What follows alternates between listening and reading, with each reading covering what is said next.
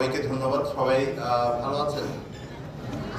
আমরা যেই জরিপটি আমরা করেছি, আমি নিশ্চিত যে এখানে যারা আছেন তারা অনেকেই এই জরিপে অংশগ্রহণ করেছেন। যেটা আমি বলার জন্য চেষ্টা করছি সেটা হলো যে এই জরিপটি আমরা একা করিনি। আপনারা শুনেছেন যে প্রায় 22টি অর্গানাইজেশন আমরা একসাথে হয়ে এটা কালেক্টিভলি এসেছি, এবং এটাতে আমাদের সাথে অনেক টিম মেম্বার ছিলেন। অবশ্যই ডক্টর দেবপ্রিয় এটাকে নেতৃত্ব দিয়েছেন। নাবিল ভাই এসেছেন। নাবিল ভাই আপনাকে পরিচয় করেছি অনুপস্থিতিতে, একটু ওনারা আপনাকে সালাম দিতে চাই।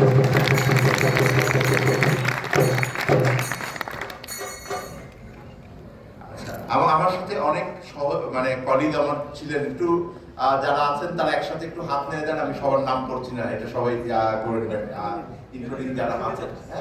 যারা একটু সামনে আছেন, আমার কলিগরা যারা আছেন আমাদের সাথে ছিলেন, একটু হাত নেড়ে বলে দিয়ে। আর কেন জরিপটি করলাম? জরিপটি করার উদ্দেশ্য হলো আমরা মনে করি যে আমাদের সামনের দিনের যেই উন্নয়ন এজেন্ডা আসবে, সেই উন্নয়ন এজেন্ডা যেন সামনের দিনের যারা দায়িত্ব নেওয়ার জন্য নাগরিকরা প্রস্তুত হচ্ছে, সেই তরুণ সমাজের কথা যেন ঠিক মতো আসে। আমরা মূলত 6টি জায়গায় তাদেরকে তাদের কথা শোনার চেষ্টা করেছি এবং সেটাকে প্রচার করার চেষ্টা করেছি। কিভাবে করলাম? আমরা দেখার চেষ্টা করেছি যে গত 10 বছরে কি ধরনের জরিপ বাংলাদেশে হয়েছে এবং এটা কি আছে। আমরা প্রায় 28টি অর্গানাইজেশন এবং যারা যুবদের নিয়ে কাজ করেন, যুবদের মাধ্যমে কাজ করেন, তাদের সেই ধরনের অর্গানাইজেশনকে আমরা আলোচনা করেছি এবং তারপর আমরা একটা অনলাইন জরিপ করি এবং অনেকেই এই অনলাইন জরিপে আমাদের সাথে যুক্ত হয়েছেন। আমরা মোট প্রায় 5075 জনকে আমরা রেসপন্স পেয়েছি এবং তাদের যে সম্মিলিত মতামত সেইটা এখানে আসছে। এবং তার সাথে আমরা আরো কিছু বিশেষ গোষ্ঠীর সাথে, প্রায় 20টি অর্গানাইজেশনের সাথে বাংলাদেশের বিভিন্ন জায়গায় আমরা অন্তত 13টি জনগোষ্ঠীকে সাথে আমরা এটাকে আলোচনা করেছি এবং সেই আলোচনার ফলাফলই আমরা আপনাদের কাছে নিয়ে আসবো। সার্বিকভাবে আপনারা দেখবেন যে এখানে নারী পুরুষের ভাগ বা শহর গ্রামের ভিতরে কি আছে। এখানে ছাত্রছাত্রীরা যেমন ছিলেন, এখানে চাকরি করছেন এরকম অনেক মানুষের, অনেকে আছে হয়তো এখন কাজ পাননি, তাদেরও একটা বড় অংশ এই জরিপে অংশগ্রহণ করেছে। বিভিন্ন শিক্ষা স্তরের ভেতর থেকে এটা এসছে একটা বড় অংশ, নিঃসন্দেহে যারা গ্র্যাজুয়েট করেছেন সেই ধরনের মতামতের ভিতরে আছে এবং এছাড়াও যারা অন্যান্য বিষয়ের ভিতরে আছে প্রায় 40% আছেন যারা এইচএসসি বা এই ধরনের ভিতরে আছে। আমরা একই সাথে দেখেছি যে যারা রাজনীতির সাথে যুক্ত আছেন এইরকম তরুণদের কথা আমরা পেয়েছি, এটা 7.5% রেসপন্সের ভেতরে এবং একটা বড় অংশ যারা রাজনীতির সাথে যুক্ত নেই। কিন্তু যেটা দেখতে হবে সেটা বিভিন্নভাবে আমরা অসুবিধাগ্রস্ত যেসব তরুণ তরুণীরা আছেন, যুবরা আছেন, তাদের কাছে আমরা যাওয়ার চেষ্টা করছি এবং প্রায় 40% এরকম আমাদের যারা মোট রেসপন্স করেছেন তাদের বিভিন্নভাবে অসুবিধাগ্রস্ত জনগোষ্ঠীর অংশ। এজ গ্রুপের ভিতরে আপনারা দেখবেন যে অপেক্ষাকৃত তরুণের সংখ্যা বেশি। 18 থেকে 24 যারা আছেন তাদের অংশটা সবচাইতে বেশি, অর্ধেকই সেই রকম। আপনাদের এখানে 18 থেকে 24 কতজন আছেন? অনেকে আছেন, একটা জোরে আওয়াজ দিয়ে। যারা ইয়াং তাদের কথাটা এখানে বেশি করে আসছে, সুতরাং আমরা সেই জায়গাটা দেখেছি। এখন প্রশ্নগুলোর ভিতরে যাই। আমরা প্রথমে দেখার চেষ্টা করেছি যে ভোটাধিকার এবং রাজনৈতিক ভাবে অংশগ্রহণের দৃষ্টিভঙ্গি থেকে তরুণদের দৃষ্টিভঙ্গি, এবং আপনারা দেখবেন যে আমাদের যারা মোট রেসপন্স করেছেন এদের 90%ই ভোটার তালিকায় অন্তর্ভুক্ত আছেন এবং অবশ্যই যাদের বয়স একটু বেশি তাদের মধ্যে এটা বেশি আছে, 98%। 18 থেকে 24 যারা আছে তাদেরও প্রায় 80% সাথে আছে। কিন্তু একটা বড় অংশ দেখবেন যে আপনারা প্রায় অর্ধেকের বেশি বলেছেন যে তারা কখনো এর আগে জাতীয় নির্বাচনে ভোট দেন, এবং এটা অবশ্যই অপেক্ষাকৃত তরুণ যারা তাদের মধ্যে আছে। কিন্তু অন্যদিকেও যদি আপনি দেখেন 1/3, 25 থেকে 29 যারা তারা কখনো ভোট দেন নাই, 30 থেকে 35 যারা তারাও কখনো এর আগে ভোট দেন নাই। আচ্ছা স্যার, হ্যাঁ, না আমার প্রশ্ন হলো যে আপনারা লক্ষ্য করেন অর্ধেকের উপর যারা বলেছেন তারা জীবনে কোনোদিন ভোট দেন নাই, 53%। হ্যাঁ, আমি জি। এবং আমরা স্থানীয় নির্বাচনের কথা আলাদাভাবে জিজ্ঞেস করেছি। স্থানীয় নির্বাচনে আমরা দেখছি যে 46% আগে হয়তো ভোট দেন। সুতরাং এইবার একটা বড় ভোটাররা যারা আছেন তারা হয়তো সামনের দিনে ভোট দেবেন। তাদের আমরা কতখানি ইন্টারেস্টেড, আপনার কতখানি আগ্রহী আপনারা রাজনীতির ব্যাপারে, স্টুডেন্ট পলিটিক্সের ব্যাপারে, সেটা আমরা জিজ্ঞেস করেছি। এবং আপনারা দেখবেন যে খুব একটা ইন্টারেস্টেড না, এরকম প্রায় 50% মতো তারা বলছেন যে তারা অতখানি ইন্টারেস্টেড। 20% মন্তব্য করতেই রাজি হন। এবং আপনি যত ইয়াং দেখছেন আপনি দেখবেন যে এটার অংশ মোটামুটি একই রকমই আছে। এটা এরকম না যে বয়স ভেদে এটা ত্বরান্বিত হচ্ছে, কিন্তু মোটামুটি ইয়াঙ্গাররা হয়তো একটু বেশি অনাগ্রহী এই ব্যাপারে।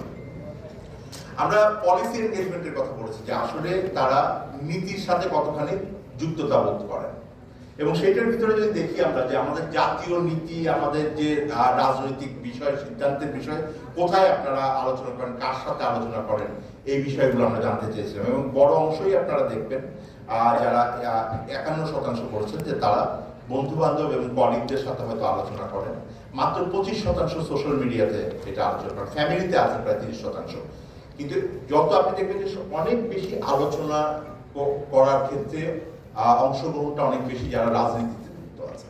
যারা রাজনীতিতে যুক্ত নাই তাদের আলোচনার ভিতরে যুক্ততাও অনেকাংশে কম। মেইন সোর্স কি আমরা জানার চেষ্টা করেছি যে আপনারা তো আলোচনা করবেন, অংশগ্রহণ করবেন, আপনাদের তথ্যের মূল উৎস কি এই ব্যাপারে। এবং তখন ওরা বলেছেন, দেখেন বড় অংশ একটা, এটা খুবই ইম্পর্টেন্ট যে আমাদের 80%ই বলেছেন যে সামাজিক যোগাযোগ মাধ্যম তাদের প্রধান উৎস। এবং নিউজ পেপার, টেলিভিশন আছে, কিন্তু একটা বড় অংশ কিন্তু খোঁজ খবর রাখে।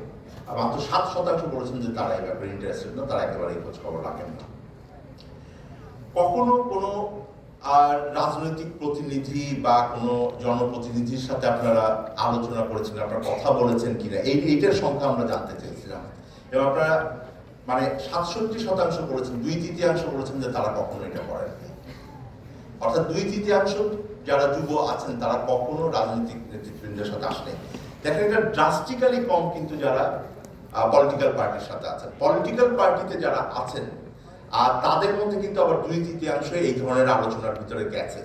কিন্তু 70% যারা পলিটিক্সের ভিতরে নাই তারা এই ধরনের সুযোগ পান না। এবং শহরের যারা যুব আছেন তাদের মধ্যে এই হারটা সবচাইতে কম।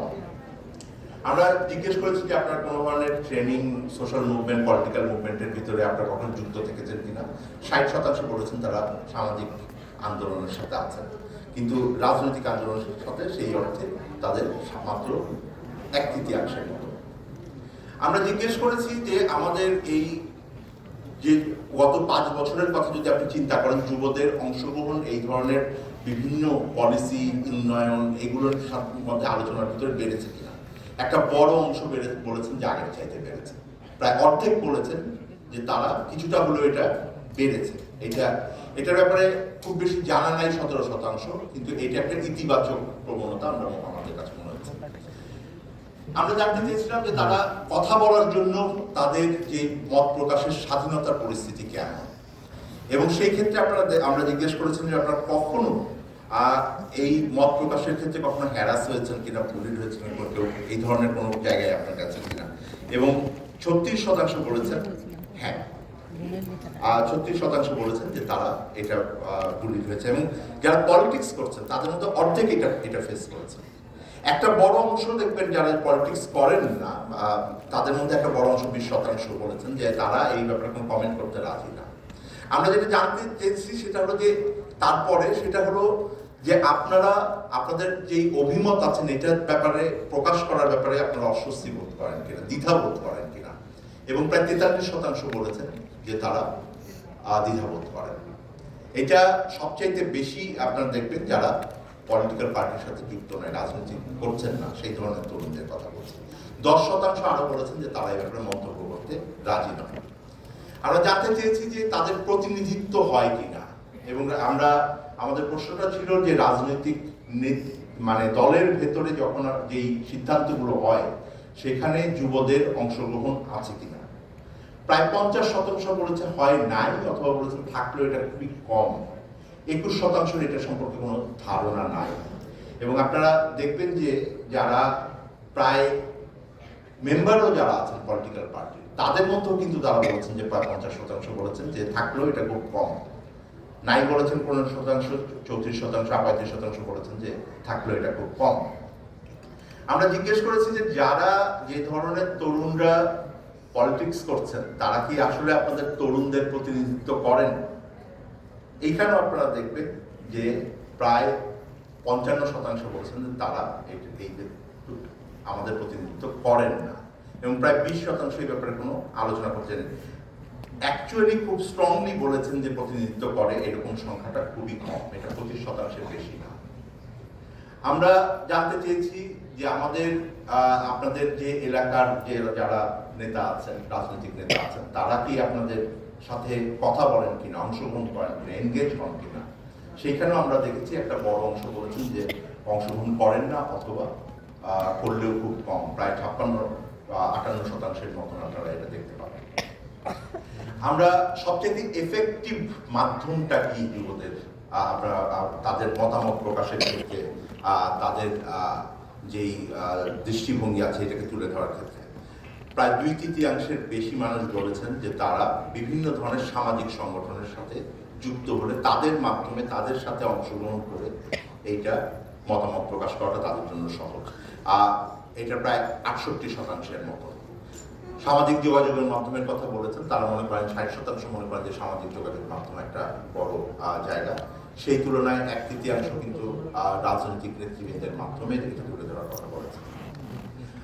এরপরে যেটা খুবই গুরুত্বপূর্ণ, আমরা জানতে চেয়েছি যে কোন ধরনের চ্যালেঞ্জ, প্রায়োরিটি, সাকসেস আমাদের সামনের দিনের উন্নয়নের ক্ষেত্রে। আপনারা দেখবেন আমরা এটা আমরা যেই ফোকাস গ্রুপ ডিসকাশনগুলো করেছিলাম, যেগুলো করেছিলাম তার ভিতরে আপনারা দেখবেন বড়ভাবে এসে ইনফ্রাস্ট্রাকচার, ডিজিটালাইজেশন অ্যান্ড এডুকেশন, যেটা বড় করে দেখা যাচ্ছে সেটা সবচেয়ে বেশি দেখা যাচ্ছে। আমি র্যাঙ্কিংটা যদি দেখাই আপনারা দেখতে পাবেন, এবং আমরা দেখেছি যে কোন জনগোষ্ঠী থেকে এটা বেশি এসছে সেটাও আপনারা এখানে দেখতে পাচ্ছেন। আপনি দেখবেন যে ইনফ্রাস্ট্রাকচারটা বড় করে আসে, এটা রাস্তাঘাট যেমন, এটা অন্যান্য ইনফ্রাস্ট্রাকচারও এটার ভিতরে আছে। তারা স্কুল কলেজের কথা বলেছেন, এইটা বলেছেন যে গত 5-7 বছরে এইটা অনেক বড় উন্নতি হয়েছে। ওনারা বলেছেন যে তথ্য প্রযুক্তির বিস্তার অনেক ঘটেছে, এটা ব্যবহারের ক্ষেত্রে, এটা আমাদের যে বিভিন্ন সরকারি কাজকর্ম আছে সেইটার ক্ষেত্রে, নিজেদের মত প্রকাশের ক্ষেত্রে সোশ্যাল মিডিয়াকেও এটার সাথে তারা যুক্ত করেছেন, নিজেদের ভিতরে কানেক্টিভিটির কথা। তারা মনে করেন যে শিক্ষার ক্ষেত্রে অংশগ্রহণ আগের থেকে অনেক বেড়েছে।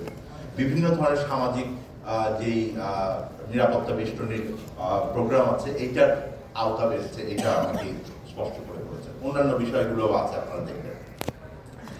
চ্যালেঞ্জেসের ক্ষেত্রে আপনি যদি বলি, তখন চ্যালেঞ্জেসের ক্ষেত্রে দেখেন যে আপনার কোন কোন চ্যালেঞ্জগুলো আসছে, এবং আপনারা দেখছেন যে একই রকম ভাবে যেগুলো বড় করে দেখা যাচ্ছে এটা সবচেয়ে বেশি মানুষ করেছেন। এবং আপনারা যদি এখানে আমরা দেখি যে স্বজনপ্রীতি, দুর্নীতির কথা বলেছেন প্রায় সবাই, যে এটা একটা বড় চ্যালেঞ্জ, এবং দ্বিতীয় বলেছেন যে মত প্রকাশের স্বাধীনতা সরাসরি নাই। এই চ্যালেঞ্জ দুটোকে সবচেয়ে বড় করে তারা বলেছেন। এরপরে তারা বলেছেন যে কর্মসংস্থান, সবল কর্মসংস্থানের ব্যাপারে একটা বড় চ্যালেঞ্জ আছে, এবং গুণগত শিক্ষার ব্যাপারে একটা বড় চ্যালেঞ্জ আছে। আমরা জরিপের ক্ষেত্রে এটা জিজ্ঞেস করেছিলাম যে কোনগুলো আমাদের সবচাইতে বড় বাধা আমাদের উন্নয়নের ক্ষেত্রে, এবং আপনারা দেখবেন যে প্রায় 70% বলেছেন যে আমাদের দুর্নীতি, স্বজনপ্রীতি এটা সবচাইতে বড় বাধা। আর স্বচ্ছতা, জবাবদিহিতার কথা বলেছেন প্রায় 46%-এর মতো। বিশেষ স্বার্থ গোষ্ঠীকে অধিক প্রাধিকার দেওয়া, এই ধরনের কথাও কিন্তু এনেছেন যে 1/3 মানুষ। এবং আপনারা দেখবেন যে এইটার ভিতরে খুব বড় কিন্তু চেঞ্জ নাই। যারা পলিটিক্স করছেন এবং পলিটিক্সের বাইরে আছেন তাদের ভিতরে মতামতের ভিতরে কিন্তু খুব বেশি তারতম্য নাই। এই বাধাগুলো তারা সবাই বড় করে তুলে এনেছেন। আমরা একই সাথে জিজ্ঞেস করেছি যে কোন জায়গাটাতে সামনের দিনে উন্নয়নে জোর দেওয়া উচিত। 1 নম্বরে যেটা সবাই বলেছেন সেটা হলো যে দুর্নীতি দমন, এটার ভিতরে জবাবদিহিতা এবং মত প্রকাশের স্বাধীনতাকে 56% এটা সমর্থন করেছেন, বলছেন যে এটা প্রাধিকার আছে। একই সাথে দ্বিতীয় প্রায় একই রকম পেয়েছেন, 55% বলেছেন যে আমাদের যে গুণগত শিক্ষা এবং আমাদের দক্ষতা বৃদ্ধিটা খুবই গুরুত্বপূর্ণ। আমরা এছাড়াও আপনারা দেখবেন যে আমাদের অন্যান্য বিষয়গুলো এখানে আছে মতামতের ভিতরে। আমরা অনেকগুলো বিষয়কে বলেছিলাম যে সামনের দিনের নীতির ক্ষেত্রে এটা বাস্তবায়ন করা যায় কিনা। এখানে আমাদের সবচাইতে বেশি এই ধরনের নীতি, আপনারা এখনো ভোট দিচ্ছেন, আমরা সেই ভোটিংটাকে আলাদাভাবে নিয়েছি, এটা আমাদের জরিপের সময় এসছে, এবং আমি প্রত্যেকের কাছে কাগজ আছে, সেটা আলাদাভাবে আলোচনা হবে। কিন্তু আপনারা দেখবেন যে এইখানের যে জরিপের যে রেজাল্ট আছে সেখানে যারা কাজ পাচ্ছেন না, বেকার আছেন, তাদের একটা নিবন্ধনের ব্যবস্থার কথা উদ্যোগভাবে আসছে। একটা বড়ভাবে আসছে যে এমন মজুরি নির্ধারণ করা হোক যে মজুরি অন্তত ন্যূনতম একটা জীবন মান নিশ্চিত করতে পারে। এছাড়া লোন ফ্যাসিলিটির কথা এসে আলাদা করে এবং অন্যান্য যেমন বিভিন্ন ধরনের মত প্রকাশের স্বাধীনতার ক্ষেত্রে যে বাধাগুলো আছে আইনি এবং প্রশাসনিক, সেইগুলোকে বিলোপ করার ব্যাপারে চতুর্থ প্রায়োরিটি দেওয়া হয়েছে। সামনের দিনে তরুণরা কেমন, আমরা অনেক ক্ষেত্রেই জানতে চাই যে তরুণরা কি এই দেশে থাকতে চায় না বিদেশে চলে যায়, তারা কি ভাবছেন।